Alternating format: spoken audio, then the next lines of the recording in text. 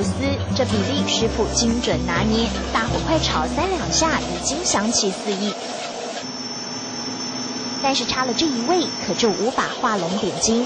这是酱油，喷上几滴正统客家味上桌了。其实客家美味里，酱油就是灵魂，鸡鸭鱼肉都少不了这油亮的黑色精灵。客家小炒啊，然后梅菜风肉啊，笋丝蹄膀啊，这些都很适合，都很喜欢用到这种酱油。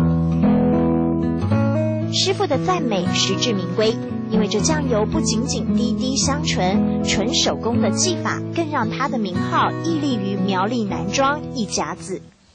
传统的客家调油哈，手工调油啊，青葱油係現調味啊，像那3種調味之類，都冇同樣。用客家话讲解酱油制作过程，他是老板黄黎忍。坚持手工是忠于原味，因为你如果用机械化、用量产的话，会走味。豆子先浸泡蒸煮过，接着利用酱油酵母、酱油曲发酵6到12个月，压榨成汁成了生酱油，还得低温杀菌、沉淀去除杂质，才能够成就完美纯手工的香醇。没有机器大量生产，始终坚持原味。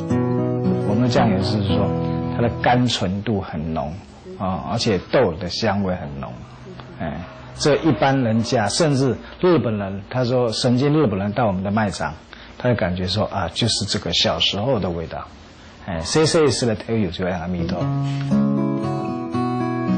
黄黎忍笑了，一旁的老板娘不是客家人，却对这笑容了然于心，因为这就是客家精神。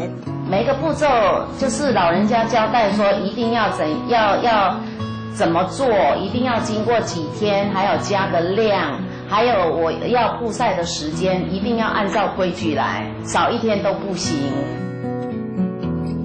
阳光下黑得发亮的酱油，每一滴藏着客家坚持品质的精神。发酵半年的心意，酝酿出客家妈妈的滋味，替客家小炒增色，为他乡旅人暖胃。滴滴亮黑的酱油，品尝到感动时刻。